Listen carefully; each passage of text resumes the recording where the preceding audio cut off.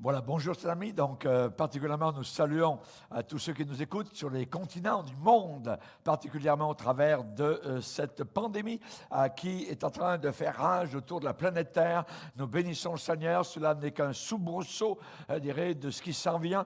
Alléluia pour la planète Terre. La planète Terre va vivre des choses inimaginables. Et pour savoir ce que la Terre va vivre, nous avons besoin d'aller voir la Bible. Vous savez, peut-être vous ne le savez pas, mais la Bible est le livre actuellement qui est le plus vendu, le plus demandé. Il n'y a jamais eu autant de ventes de Bible dans le monde qu'à l'heure actuelle. Et nous bénissons le Seigneur pour cette recherche donc de la vérité et que les gens puissent plonger leur regard dans les Saintes Écritures parce que le ciel et la terre vont passer, mais mes paroles, a dit le Seigneur, ne passeront pas. Donc nous saluons tous nos frères et sœurs d'Amérique du Nord, d'Amérique du Sud, ceux d'Europe, du Nord, du Sud, de l'Est, Europe de l'Ouest, ceux d'Afrique, ceux du Moyen-Orient, ceux de l'Asie et donc du Pacifique. Que Dieu vous bénisse tous. Nous sommes une famille en attente du retour de Jésus-Christ, puissant, instantané et évidemment, comme l'apôtre Paul l'a dit, cela se passera en un clin d'œil. Alors nous allons prier le Seigneur. Nous allons demander particulièrement que Dieu bénisse ces moments que nous allons voir aujourd'hui de réflexion. Seigneur, nous sommes véritablement en ta présence. Tu es le Dieu vivant qui nous a sauvés. Tu as donné ton meilleur, ton Fils, à la croix du Calvaire. Nous te remercions, Seigneur, qu'à la croix vaincra, ce phare brille encore dans l'obscurité de la nuit de ce monde qui est en train de tomber aux quatre coins de la planète, comme une nappe d'obscurité est en train de tomber sur les villes, villages et capitales. Nous te demandons, Seigneur, ta grâce. Nous prions que l'Esprit de Dieu nous anime, Seigneur, puissamment de foi, d'espérance et de charité. Merci, Père, dans le nom puissant de Jésus. Amen et Amen. Et tout le peuple dit Amen, Amen, gloire à Dieu. Particulièrement aujourd'hui, j'aimerais vous faire une surprise. Vous savez que derrière, beaucoup me connaissent au travers de la terre comme prédicateur de la parole de Dieu. Je vous ai visité en Europe, en Afrique, en Amérique et ailleurs dans les îles. Mais peut-être que vous ne connaissez pas mon épouse. Et mon épouse, donc, depuis plus de 40 ans que nous vivons mariés dans cet état merveilleux et béni du mariage, eh bien, j'aimerais aujourd'hui particulièrement vous la présenter parce qu'elle a un mot à dire, parce que nous sommes à la fête des mamans, la fête des mères, et particulièrement, donc, elle a un petit mot à vous dire. Donc, je vais vous présenter ma chère épouse, André.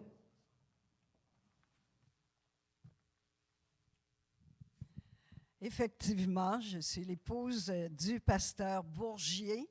Je travaille derrière, non devant. Je travaille à ses côtés. Je suis donc son épouse et mon nom est André. Je veux m'adresser spécialement aujourd'hui aux mamans qui nous suivent sur YouTube en cette journée des fêtes des mères. C'est une très belle occasion pour moi de vous partager quelques petites choses de ma vie. Étant mère moi-même de 2 enfants et grand-mère de 3 petits-fils, je peux comprendre ce rôle parfaitement et les responsabilités que cela entraîne dans une vie. C'est Dieu qui nous confie ce rôle de maman et nous voulons l'honorer au travers de ce qu'il nous confie. Je veux m'adresser aux mamans vertueuses, celles qui connaissent très bien Proverbe 31 et qui l'appliquent aussi dans leur vie. Ceux qui élèvent des enfants, qui ont la crainte de Dieu, celles qui mènent un combat de tous les jours dans la prière, dans l'intercession, qui déposent cette semence dans le cœur de leurs enfants et qui persévèrent dans la foi au travers des années. au moment, je veux aussi m'adresser à ces mères qui vivent des circonstances difficiles et parfois injustes. Soyez encouragés, soyez des combattantes qui s'appuient sur la prière. Placez-vous sous la protection du Tout-Puissant. Ne craignez pas ce que le monde craint. Je veux aussi m'adresser aux mamans qui sont blessées au plus profond de leurs âmes. Vous savez, qui élèvent parfois des enfants seuls et qui arrivent très difficilement au point de vue finance. Donc, je veux les encourager. Jésus guérit les cœurs brisés. Jésus entend les prières et les pleurs d'une mère angoissée. Pour toutes sortes de raisons, ces mères se retrouvent dans des difficultés et c'est Dieu qui peut seul venir en aide et vous consoler. Personnellement, moi, j'ai grandi dans un foyer stable où nous étions 13 enfants et j'ai donné mon cœur au Seigneur à l'âge de 10 ans. Merci Seigneur parce que cela m'a épargné beaucoup de troubles dans ma vie, bien que j'ai eu affaire à d'autres troubles, mais avec le Seigneur Jésus. J'ai eu une maman qui craignait Dieu. J'ai eu un père aussi qui est décédé depuis 3 ans et je peux vous dire qu'il craignait Dieu aussi. Mais je veux particulièrement me parler de ma maman puisque c'est la fête des mères. Elle nous a enseigné très vitement la prière et l'enseignement de la Bible. Cela fait partie de notre héritage. Et je peux vous assurer que par son exemple, sa vie, sa consécration, nous avons eu cet héritage qui est resté au plus profond de nos âmes. Son témoignage est toujours présent au travers de mes frères et sœurs nombreux. Donc, aujourd'hui, beaucoup servent le Seigneur à cause d'une mère pieuse. Au travers des combats, j'ai appris cette stabilité en la regardant vivre pendant toutes ces années où j'ai vécu sous le même toit. Son témoignage est toujours présent encore aujourd'hui dans ma mémoire et dans la mémoire de mes frères et sœurs. Maintenant, elle est âgée de 92 ans, toujours stable dans sa foi. Elle rayonne encore et encore. L'amour donne et ne retient pas. Et je crois qu'elle a compris cette phrase si simple qui veut dire tellement de choses.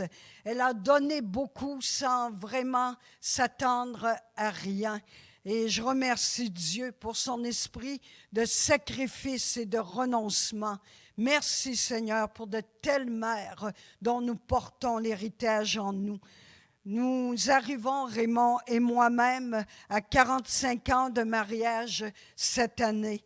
Ensemble, nous avons bâti. Oui, nous avons bâti en plaçant Dieu au centre de nos vies. Nous avons vécu nos joies et nos peines et nous avons eu aussi nos épreuves. Nous avons laissé Dieu travailler en nous, nous façonnant à son image. Dieu fut le centre de nos motifs et cette flamme est toujours là dans nos cœurs parce que nous avons pris soin de l'entretenir chaque jour dans nos vies. Vous savez, la crainte de Dieu nous a guidés dans nos décisions et dans nos choix. Je dirais aujourd'hui aux époux, aux maris qui ont des femmes vertueuses, de penser à les récompenser. Nos épouses, ces épouses qui se dévouent chaque jour à longueur d'année, qui sacrifient peut-être beaucoup de choses dans leur vie pour donner la priorité à leur famille. Soulignez votre reconnaissance envers elle. C'est important. Dites-lui que vous l'aimez, dites-lui que vous appréciez, que vous voyez le moindre de ses petits gestes et donnez-lui tout l'amour qu'elle mérite. Vous savez, je veux aussi dire aux enfants de ne pas être ingrat, mais de remercier votre mère dans cette journée précieuse où vous allez prendre le temps peut-être d'écrire un mot, de prendre le téléphone pour la remercier. Peut-être que vous aurez à pardonner certaines erreurs de sa part, mais sachez qu'elle sera toujours votre mère et elle ne sera jamais remplaçable. Téléphonez-lui, dites-lui merci, écrivez un mot. C'est simple à faire et cela est tellement un réconfort pour l'âme d'une maman. Les voies de Dieu sont parfaites et son regard est continuellement sur ceux qui le servent. Moi et ma maison, nous servirons l'Éternel. C'était notre verset de Bible que nous avions choisi et que nous avons écrit sur notre gâteau de mariage. Et ce fameux passage de la Bible est encore cloué sur nos murs dans notre maison. Bonne fête à toutes les mères et n'ayez pas peur de l'avenir. L'avenir, c'est Dieu qui tient notre avenir dans ses mains. Il a un avenir pour chacun d'entre nous et un jour, on se retrouvera là-haut. Nous avons commencé nos vies avec Dieu et par sa grâce, nous la terminerons avec lui. Que Dieu vous bénisse. Amen. Gloire à Dieu, que Dieu soit béni. Merci André pour ce mot merveilleux d'exhortation. Et cela évidemment nous fait beaucoup de bien et nous saluons donc toutes les mères qui nous écoutent au travers de la terre, par monts et vaux. Qu'on soit sur une montagne, qu'on soit dans une vallée, eh bien, nous avons besoin régulièrement de souligner ces choses-là. Et j'aimerais relever quelque chose que ma chère épouse a souligné, donc c'est de ne pas avoir peur de l'avenir. Et cela a été écrit directement dans la parole de Dieu lorsqu'on décrit la femme vertueuse. Dans le livre des Proverbes, il est dit que ce genre de femme-là, eh bien, se rit de l'avenir. Qu'est-ce que ça veut dire, se rire de l'avenir? Eh bien, ça veut dire placer notre avenir entre les mains du Seigneur. Il est dit que cette femme-là, la femme vertueuse, voilà évidemment la condition, eh bien, elle est revêtue de force et de gloire et elle se rit de l'avenir. Elle se rit de l'avenir, elle se moque de l'avenir. Pourquoi? Parce que son avenir est entre les mains du Seigneur. Elle a tout remis entre les mains du Seigneur. Ou bien Dieu est Dieu, ou bien Dieu n'est pas Dieu. Alors si Dieu est Dieu, alors il va prendre soin, évidemment, donc, de notre avenir et de notre futur. Que Dieu soit béni. Voilà, donc nous allons aller particulièrement maintenant dans la parole de Dieu, le message préparé pour aujourd'hui est intitulé « Est-ce bien ?» C'est une question encore que nous allons nous poser. « Est-ce bien d'être étroit? Est-ce que c'est correct? » Parce que d'autres disent, ce qui serait bien mieux, ça serait d'être un peu plus large, un peu plus ouvert, un peu plus, je dirais, agréable à ce monde. Eh bien, nous allons voir, nous allons répondre à cette question dans les deux messages qui vont suivre. Et j'aimerais lire avec vous un passage concernant Jézabel. Dans 2 Rois, chapitre 9, on nous parle de cette femme-là. Une femme du diable, littéralement, dans 2 Rois, au chapitre 9. Il est dit au verset 30, « Jéhu entra dans Jezréel. » Jezréel, c'est le lieu où habitait Jézabel. Jézabel, l'ayant appris, mit du fard à ses yeux, s'est maquillée, et se para la tête, et regarda par la fenêtre. Et comme Jéhu franchissait la porte, elle dit, « Est-ce la paix? Nouveau Zimri, assassin de son maître. » Elle le nargue. Il leva le visage vers la fenêtre et dit, « Qui est pour moi? Qui? » Et 2 ou 3 eunuques le regardèrent en s'approchant de la fenêtre. Il dit, « Jetez-la en haut, jetez-la en bas, jetez-la en bas. » Et ils la jetèrent. Et il rejaillit de son sang sur la muraille et sur les chevaux. Jéhu la foula aux pieds. Puis il entra, mangea et but. Et il dit, « Allez voir cette maudite et enterrez-la, car elle est fille de roi. » Ils allèrent pour l'enterrer, mais ils ne trouvèrent d'elle que le crâne, les pieds et les paumes des mains. Ils retournèrent l'annoncer à Jéhu qui dit, c'est ce qu'avait déclaré l'Éternel par son serviteur Élie le Tishbite, en disant, les chiens mangeront la chair de Jézabel dans le champ de Jizréel. Et le cadavre de Jézabel sera comme du fumier sur la face des champs, dans le champ de Jizréel, de sorte qu'on ne pourra dire, c'est Jézabel. Seigneur, nous te bénissons et nous te prions d'apporter la bénédiction sur ce que nous allons entendre. Amen. J'aimerais, après avoir lu évidemment ce passage sur la fin d'une fille du diable, une persécutrice des prédicateurs, particulièrement Élie, et des hommes de Dieu. Elle était une païenne écuménique qui voulait mélanger l'adoration de l'Éternel avec l'adoration de Baal. Et là, c'est la Jézabel de l'Ancien Testament. Et étonnamment, nous retrouvons Jézabel dans le Nouveau Testament. Donc, cette Jézabel de l'Ancien Testament est représentée dans le Nouveau Testament par une femme qui, à l'intérieur de l'Église, enseignait des bêtises, enseignait l'apostasie, enseignait un faux évangile, un évangile biaisé, un évangile écuménique, un évangile tronqué. Et nous allons voir où est-ce qu'on parle de Jézabel dans le Nouveau Testament. C'est dans l'Apocalypse, dans le message adressé à l'Église de Thyatire. Écrit au messager, au pasteur de l'Église de Thyatire. Voici ce que dit le Fils de Dieu, celui qui a les yeux comme une flamme de feu et dont les pieds sont semblables à de l'airain en fusion ardent.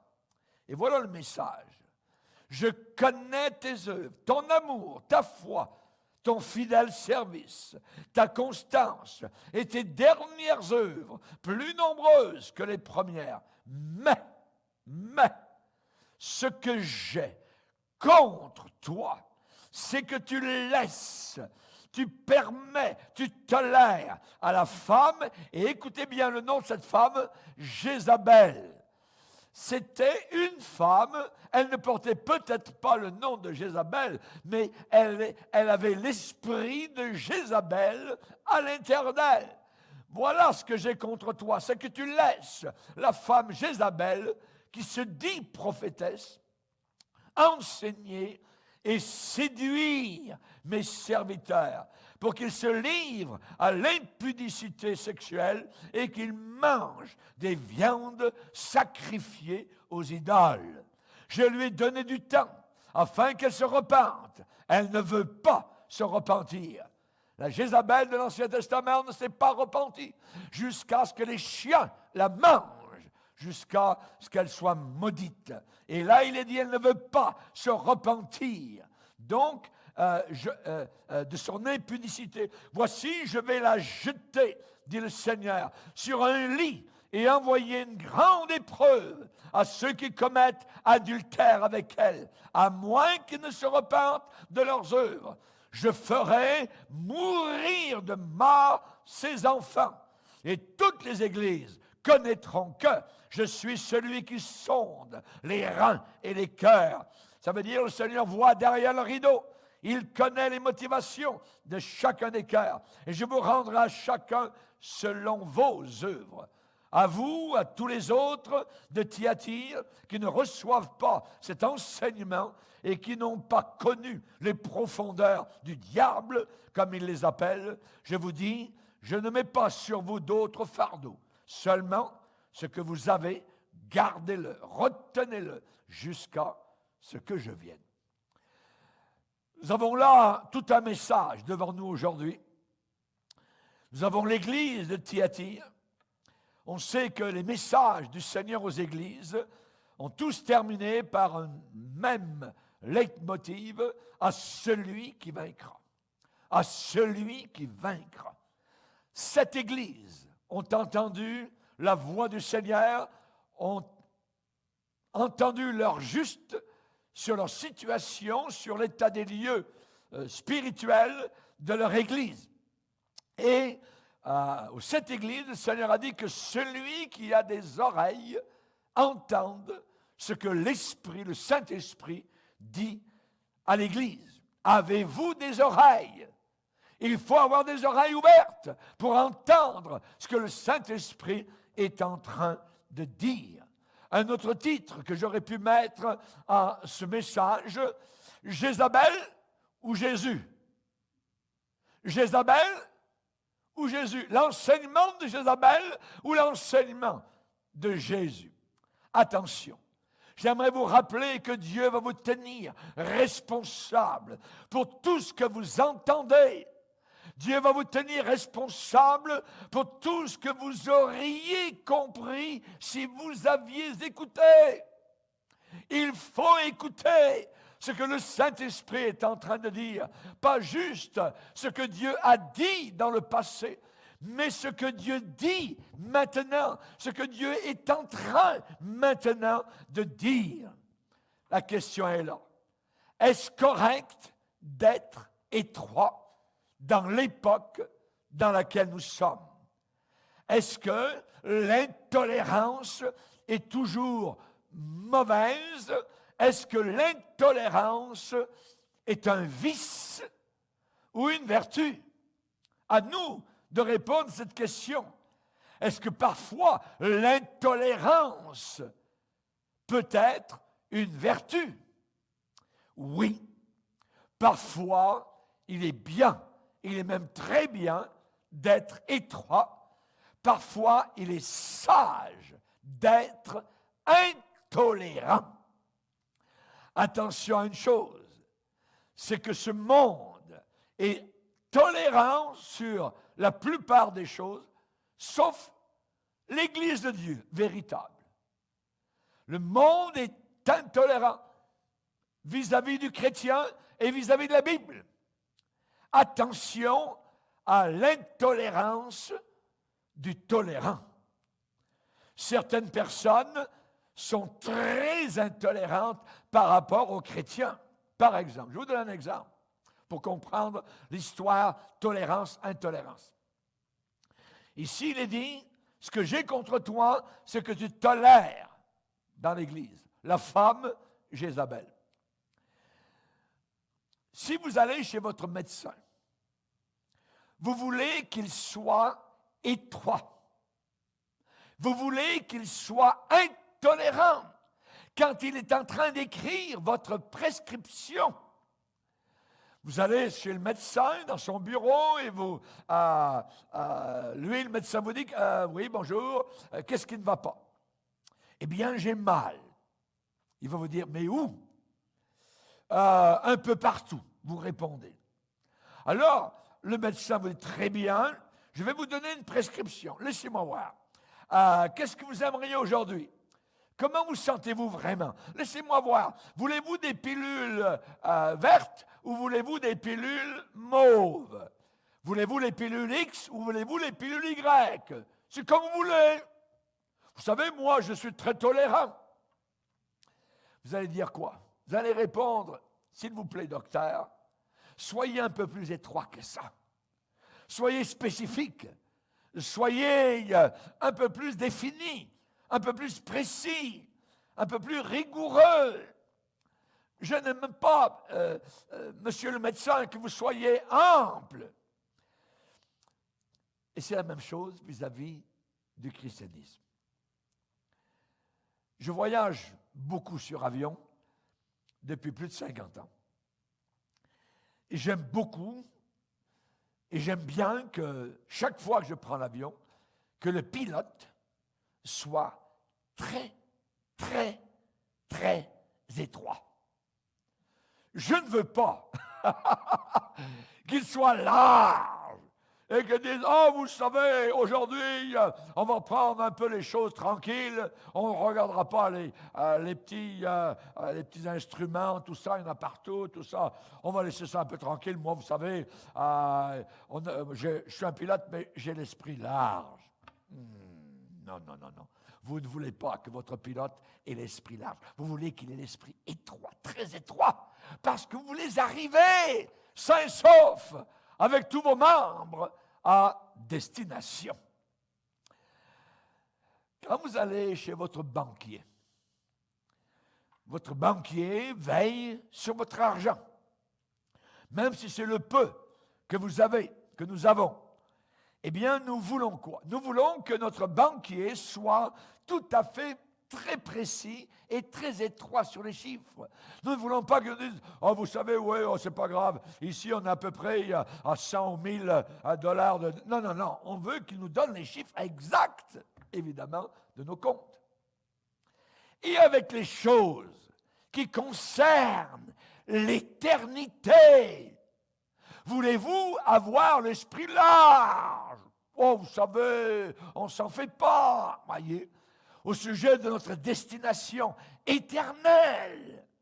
Nous désirons être très étroits par rapport au lieu où nous allons passer toute notre éternité. Il n'y a que 2 lieux, le ciel ou l'enfer. Où voulez-vous aller, au paradis ou en enfer? Évidemment, quelqu'un de sensé va vouloir dire, pasteur, je veux aller au paradis. Alors, nous voulons que ceux qui nous dirigent, les pilotes, les pasteurs, les chrétiens, nous donnent leur juste, nous donnent le sentier étroit. Et même Jésus a dit qu'ici-bas sur terre, il n'y avait que 2 sortes de sentiers. Il a dit, entrez par la porte large. Non! Il a dit le contraire.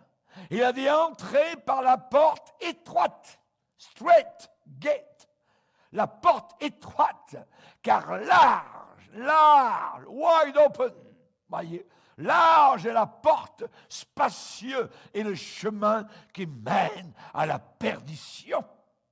Et il y en a beaucoup qui entrent par là, mais étroite est la porte resserrée, le chemin qui mène à la vie, et il y en a peu qui les trouvent. As-tu trouvé la porte étroite? Marches-tu sur le sentier resserré? Il est très important d'apprendre à être étroit sur ces choses-là, ces choses tout à fait particulières. À l'église de Thyatire, eh bien, que se passait-il? Eh bien, j'aimerais vous donner le contexte. C'était une merveilleuse église, mais il y avait une erreur tragique à l'intérieur. Ils toléraient quelque chose qu'ils n'auraient jamais dû tolérer. Ils auraient dû être intolérants. Mais à Thyatire, les chrétiens de cette église se glorifiaient de quelque chose qu'ils auraient dû mettre dehors, qu'ils auraient dû mettre à la porte. Mais eux pensaient et croyaient qu'ils avaient l'esprit large. Ce qu'ils étaient en train de faire, c'était simplement d'étirer leur conscience. C'est très dangereux d'étirer sa conscience. C'est à votre risque et péril. Mais j'ai quelque chose contre toi. Là, le Seigneur parle de quelque chose contre. Le Seigneur ne marche plus avec nous. Tout soudain, il est devant nous. Il est contre nous. Il veut nous arrêter. Comme il a arrêté Balaam sur un chemin de perdition. Alors, à Thyatire, ce message qu'ils ont entendu venait de qui? Ce message ne venait pas évidemment du psychologue, du thérapeute ou de la sexologue en ville. Non. Ce message d'autorité, de vérité, venait du Fils de Dieu. Voici ce que dit le Fils de Dieu, celui qui a les yeux comme une flamme de feu. Le Seigneur a la vision des choses qui peut être totalement différente de la nôtre. Il a vision sur les situations, toutes les situations, et il nous donne l'heure exacte. C'est comme si vous allez à l'hôpital et qu'on vous passe des rayons X. Ce qui est invisible, vu de l'extérieur, devient visible là, sur le tableau, parce que vous êtes passé au rayon X. On voit l'intérieur de votre corpus par rapport, donc, à cause des rayons X. Et le Seigneur, c'est la même chose. Il voit l'intérieur. Il ne regarde pas uniquement l'extérieur. Il dit qu'il a les yeux comme une flamme de feu. Cette flamme est pénétrante. Cette flamme voit tout au travers de vous, de la tête aux pieds. Vous êtes vus, nus, devant le Seigneur. Cette flamme pénétrante fait son chemin en vous. Et elle fond, elle brûle tout sur son passage. Il est celui qui connaît toutes choses. Toutes choses. Vous ne pouvez rien lui cacher. Celui qui connaît toutes choses, il connaît tout sur vous, aujourd'hui, maintenant même, en cet instant. Il connaît absolument tout. Et c'est David, dans le psaume 139, qui va dire cette grande vérité. Éternel, tu me sondes, tu me connais, tu sais quand je m'assieds et tu sais quand je me lève. Tu pénètres même de loin ma propre pensée. Tu sais même quand je marche, tu sais même quand je me couche. Tu pénètres toutes mes voies. Tu m'entoures par derrière et par devant. Où irai-je? Loin de ton Saint-Esprit. Celui qui a les yeux comme une flamme de feu. Voyez. Et il n'y a rien aujourd'hui même, en cet instant même, que vous pourriez lui dire qu'il ne connaît pas déjà à l'avance. Il connaît tout. Tout, tout, tout. À Moïse, dans un désert, cet homme en train de garder des brebis depuis 40 ans, cet homme qui a été élevé dans toute la science des Égyptiens, qui se retrouve là, à l'arrière, géré d'un buisson. Il va entendre du milieu du buisson la voix audible de Dieu lui parler et lui dire « J'ai vu, j'ai entendu, je connais. » J'ai vu, j'ai entendu, je connais. Savez-vous, cette église de l'Apocalypse, le Seigneur va répéter ce leitmotiv continuellement. Je connais tes œuvres, je sais ceci, cela, je sais où tu demeures, je sais que là est le trône de Satan. Je connais tes œuvres, ton amour, je connais tes œuvres, je sais que tu passes pour être vivant, mais tu es mort. Je connais tes œuvres à l'église de Philadelphie et celle de Laodicée. Je connais tes œuvres, je sais que tu n'es ni froid ni bouillant. Je vais te vomir de ma bouche, et ainsi de suite. Dieu connaît toutes choses, tout. Il connaît tout. Et personne ne peut rien lui cacher. Jésus, connaissant leurs pensées, leur déclara. Ça, c'est dans Matthieu, chapitre 9. Jésus, connaissant leurs pensées, leur déclara ceci. Donc, c'est lui qui parle, cette église de Thyatire. Ensuite, il est décrit comme étant celui dont les pieds étaient comme de l'airain ardent. Les pieds de Jésus, comme de l'airain, airain, symbole de jugement, airain ardent. Partout dans la Bible, l'airain est un symbole de jugement. Jésus sait absolument tout. Il sait ce qui est droit, il sait ce qui est juste, il sait ce qui est correct, il sait ce qui est mauvais. Jésus va passer un jugement sur tout ce qui est mauvais, faux, inique. Jésus dit beaucoup de belles choses à cette église de Thyatire. Je connais tes œuvres, je connais ton amour, je connais ta foi, je connais ton fidèle service, je connais ta constance. Je sais que tes dernières œuvres sont plus nombreuses que les premières. Donc Thyatire était tout d'abord une église qui allait de l'avant. Une église qui allait de l'avant. Je connais tes œuvres, ton service. C'est une église qui brillait par sa charité, par son amour et par sa foi. C'est une église qui croissait, qui grandissait. Tes dernières œuvres, plus nombreuses que les premières, il grandissait en bonnes œuvres. Et je voudrais que mon Église, l'Église de Sentier, je voudrais que Mission Interfrancophone, cette missionnaire, aille de l'avant, voyez, brille et grandisse tout autour. Nous avons été sauvés pour de bonnes œuvres que Dieu a préparées d'avance. Tite, chapitre 2, nous demande d'être zélés pour de bonnes œuvres. Donc, c'était très bien ce que le Seigneur leur dit en l'ouverture sur eux.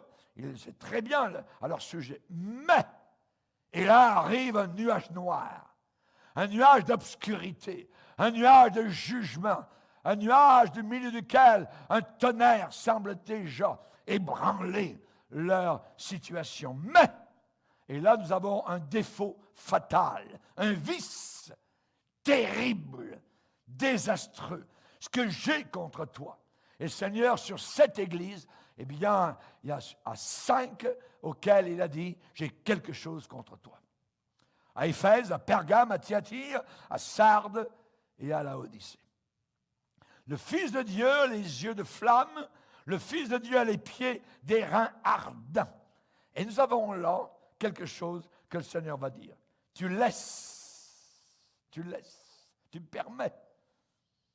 Tu tolères la femme, et pas n'importe quelle femme, avec l'esprit antichrist de Jézabel.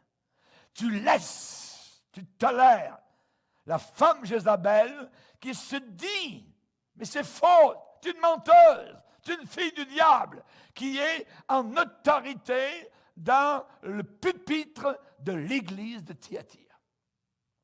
Elle se dit prophétesse. Elle se dit inspirée de Dieu. Voyez. Et elle enseigne.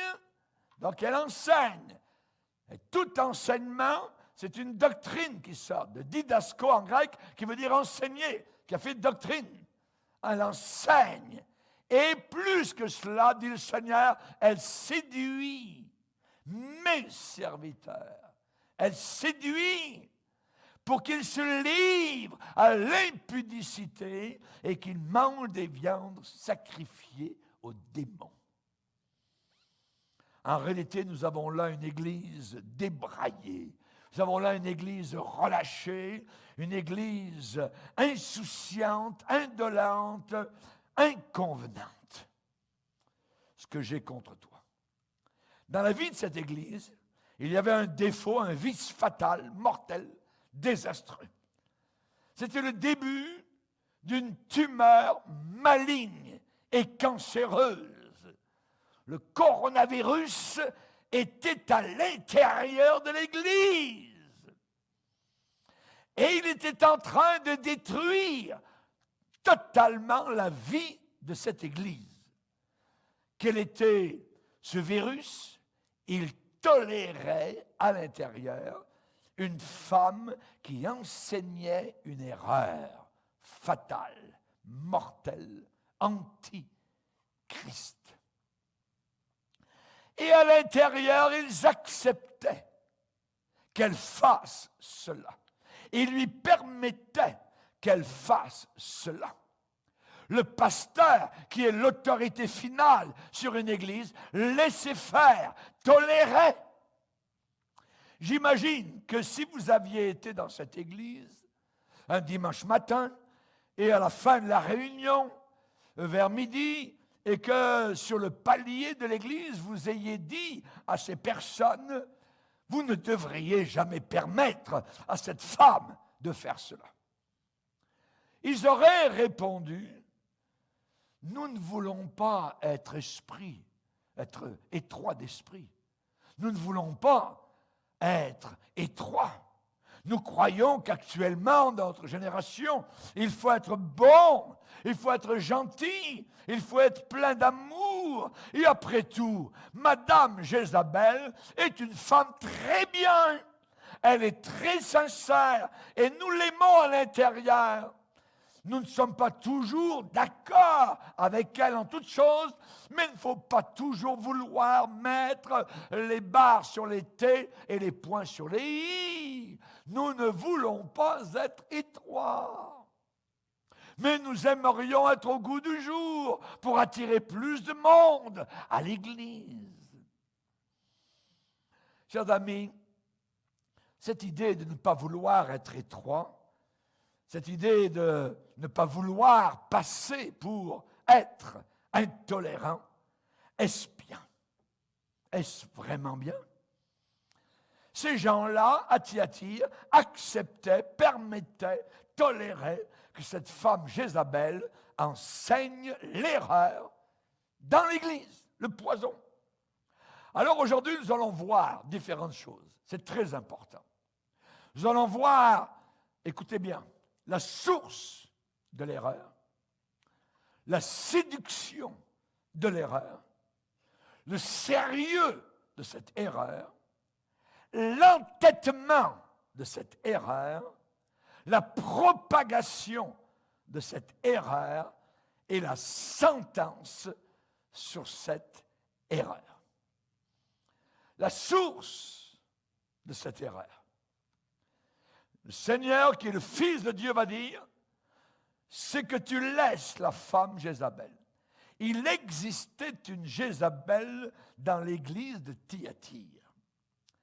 Elle empoisonnait toute l'assemblée, toute la communion fraternelle. Ce qu'elle avait réussi de faire, c'est qu'elle avait divisé l'église. À l'intérieur de l'église, il y avait ceux qui recevaient cet enseignement de Jézabel. Et à l'intérieur de cette même église, il y avait ceux qui ne recevaient pas cet enseignement. Et le Seigneur va dire, justement, à vous et à tous les autres de Thyatire, qui ne reçoivent pas cette doctrine, cet enseignement, et qui n'ont pas connu les profondeurs de Satan, parce que cette femme-là les emmenait par son enseignement vers les profondeurs de l'enfer, de Satan. Et Dieu va dire à ce groupe à l'intérieur, je ne mets pas sur vous d'autres fardeaux, seulement ce que vous avez, gardez-le jusqu'à ce que je vienne. Et ensuite, il promet à celui qui vaincra l'esprit de Jézabel, celui qui vaincra l'esprit de l'Antéchrist, celui qui vaincra l'esprit du féminisme à l'intérieur de l'Église et qui gardera jusqu'à la fin mes œuvres, je donnerai autorité sur les nations. Donc, cette femme empoisonnée, quel était premièrement son caractère, le caractère de cette femme-là? Jézabel n'était pas son vrai nom. C'est un nom symbolique. C'était une Jézabel. C'est à peu près comme quand vous appelez quelqu'un, lui c'est un Judas. Ce n'est pas son vrai nom, mais il a l'esprit de Judas. Il trahit Jésus, comme Judas l'a fait. Et ici nous avons Jézabel. C'est une Jézabel. Voyez? Donc, la pire chose qui pouvait être dit au sujet de cette femme-là, c'était évidemment qu'elle avait un caractère comme celle de l'Ancien Testament. Alors la Jézabel de l'Ancien Testament, évidemment, comment était son caractère? C'était un personnage sinistre. C'était la femme d'Akab. Un personnage très coloré. La Bible dit qu'à la fin de sa vie, son dernier jour sur terre, elle mit du fard à ses yeux, se para la tête, ça veut dire elle a peint son visage, littéralement. C'est une femme qui passait la moitié de ses jours plaçant sa peinture des guerres en place. Et l'autre moitié du temps, elle était sur le sentier de la guerre. Et attention si vous étiez sur son sentier. Naboth, un jour, cet homme de Dieu s'est trouvé sur son sentier, il en est mort. Elle l'a fait mourir. Elle voulait faire mourir aussi un grand homme de Dieu, appelé Élie, que Dieu a emmené au ciel sans passer par la mort. C'est une femme misérable, c'est une femme de l'enfer, une meurtrière. Elle avait une volonté inflexible. Elle était fanatique de Baal. C'était la Lady Macbeth de l'Ancien Testament. Elle avait amené la culture phénicienne à l'intérieur du peuple de Dieu. Et elle avait mélangé, elle avait au baptême, elle a fait une sauce, tout ça, une salade avec l'adoration du vrai Dieu, l'Éternel, et l'adoration Baal du diable. Alors essayez de mettre Dieu et Satan dans le même panier. Ça ne fonctionne pas. Mais c'est ce qu'elle, avec la lance et l'épée, avait essayé de faire en Israël. Elle avait gagné. Sauf 7000 personnes qui n'avaient pas fléchi le genou devant Baal. Cette femme-là, elle avait un mari faiblard. C'était une femme méchante, une femme forte. Elle a importé en Israël ses philosophies païennes. C'était la fille d'un roi païen. C'était une mégère à ses tables, au palais royal, chaque jour. Elle nourrissait 450 faux prophètes de Baal et 400 prophètes de la contrepartie féminine diabolique Astarté. Tous les jours, elle avait à ses tables 850 bonhommes du diable. Et elle régnait là-dessus. Imaginez. Jézabel de l'Ancien Testament, adoratrice d'une idole Baal. Baal, c'était le dieu de la fertilité. L'adoration de ce dieu Baal amenait dans le culte de l'immoralité sexuelle, indescriptible. Donc, c'était un culte permissif, incluant la sodomie, l'homosexualité. Des choses indisables se passaient dans les cultes, abominables. Et la force de l'épée et de la force, elle a fait plier Israël. Sauf, je répète, 7000 personnes. Une femme très habile, très rusée, comme son maître, le diable, mais très dangereuse.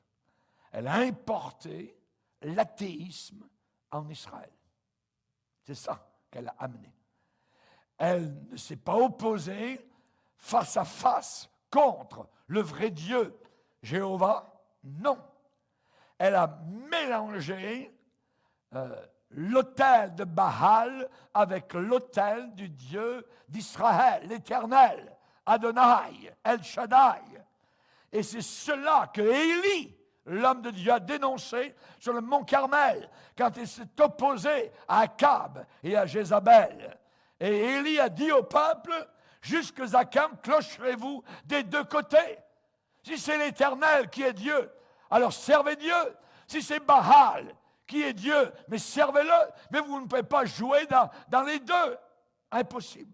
Donc, on avait là l'écuménisme. C'était la source d'erreur à Thyatire. Il y avait une Jézabel dans l'église à Thyatire qui enseignait cette fausse doctrine. Cette erreur très, très grave, gravissime. C'est-à-dire que tout le monde est bon, tout le monde est gentil, toutes les religions ont du bon, tout ça. Tu veux adorer toi, ce Dieu là-bas, toi tu veux adorer l'Éternel, il n'y a pas de problème. C'est la même chose qui arrive dans ces églises émergentes de milliers de personnes. La Bible appelle cela Jézabel. Jézabel. Et la Jézabel du Nouveau Testament ressemblait beaucoup à celle de l'Ancien Testament. Le même démon qui dirigeait, contrôlait la Jézabel de l'Ancien Testament était en train de contrôler celle du Nouveau Testament à Thyatire. 14 ans après la mort de son mari Akab, qui est mort au hasard, une flèche a été tirée contre lui. C'est un méchant Akab. C'est Jéhu qui venait donc pour la tuer un jour.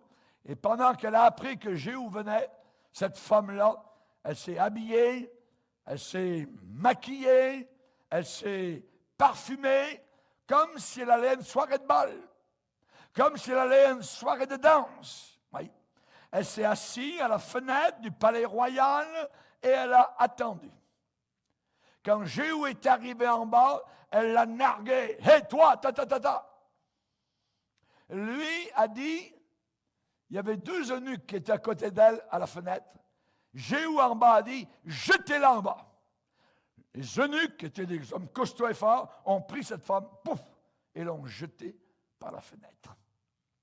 Quand l'enterrement a eu lieu, on a cherché son corps, il n'y avait même plus de corps. Les chiens l'avaient mangé exactement comme Dieu avait dit qu'il arriverait. Chers amis, c'était la pire femme jamais née. Elle avait environ 60 ans passés. Quelle était sa prétention? Elle prétendait être prophétesse de Dieu. C'est-à-dire une femme suscitée par Dieu, inspirée de Dieu, disant la parole de Dieu. Elle prétendait être cela. C'est ce qu'elle disait être. Mais pourtant, Dieu ne l'avait pas appelée à prêcher, à enseigner. La femme Jézabel qui se dit prophétesse, elle s'était nommée elle-même. Elle avait pris elle-même le flacon d'huile et se l'était versé sur la tête. Chers amis, personne ne l'avait appelée à enseigner. Elle s'était nommée, appointée elle-même. C'était une menteuse. Attention. Une femme ne doit pas prendre l'autorité au-dessus de l'homme. C'est ce que la Bible déclare, 1 Timothée 2,12. Aujourd'hui, nous avons les prophétesses, le mouvement féministe à l'intérieur de l'Église. Dieu m'a dit de te dire, Dieu m'a dit pour toi, viens, je vais t'imposer les mains, viens, approche-toi de moi, j'ai une parole pour toi. Nous avons les Jézabel, elles sont nombreuses, multiples, et elles se multiplient chaque jour. Les femmes pasteurs n'avons jamais ça dans la parole de Dieu. Des femmes pasteurs, mon ministère, et ainsi de suite. Ce sont les féministes du monde qui sont entrés à l'intérieur des églises. Les Jézabel. Voilà une femme ici, à Thyatire, qui avait usurpé de l'autorité sur l'homme. Le pasteur de Thyatire, mais que faisait-il? Dieu l'a repris, le Fils de Dieu, aux yeux de flamme et au pied des reins, lui a dit, ce que j'ai contre toi, pasteur, c'est que tu permets à la femme Jézabel, qui se dit prophétesse, enseigner et séduire mes serviteurs. Alléluia. Ah, chers amis, voilà une femme à Thyatire, avec un pasteur faiblard, avec un pasteur mauviette, avec un pasteur sans force, avec un pasteur qui veut plaire. La Bible dit, Paul va dire, si je voulais plaire aux hommes, je ne serais pas serviteur de Dieu. Nous ne sommes pas là, les vrais pasteurs, pour plaire aux gens. Nous sommes là avec un mandat de la part du ciel pour dire la vérité, que les gens l'acceptent ou que les gens ne l'acceptent pas. Mais ici, cet homme voulait plaire et il laissait cet esprit entrer, cet esprit de divorce, cet esprit de convoitise, cet esprit de lascivité, cet esprit sexuel entrer à l'intérieur de l'Église. Esprit de convoitise et d'impureté. Comment les démons sont-ils nommés pour la plupart dans la Bible? Les démons impurs. Il n'y aura jamais un seul démon qui est pur. Et ce pasteur mauviette, sans force, n'arrivait pas à se tenir debout comme il aurait dû le faire contre cette vipère à l'intérieur. Il n'y avait pas de feu à l'intérieur. C'est le feu qui, évidemment, a fait sortir la vipère qui s'était enroulée sur le bras de l'apôtre Paul. Rappelez-vous, Paul l'a jeté dans le feu. Il faut jeter ces vipères au feu et ne pas être des chiens muets, incapables d'aboyer.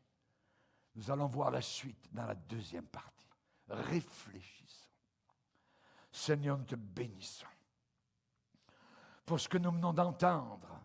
Merci de nous révéler, Seigneur, de nous ouvrir le Saint-Livre, d'ouvrir notre entendement dans ce temps de séduction, non pas uniquement à l'extérieur parmi les païens, mais surtout à l'intérieur de ton Église. Oh mon Sauveur, nous te demandons, Seigneur, de nous aider. Nous te prions pour remonter la flamme, que le feu brûle, Seigneur, dans tes églises. Nous te demandons, Seigneur, s'il te plaît, de faire en sorte que ton Saint-Esprit nous aide à être dirigés dans la vérité. Au nom de Jésus, amen et amen. Et tout le peuple dit amen. Amen. Gloire à Dieu.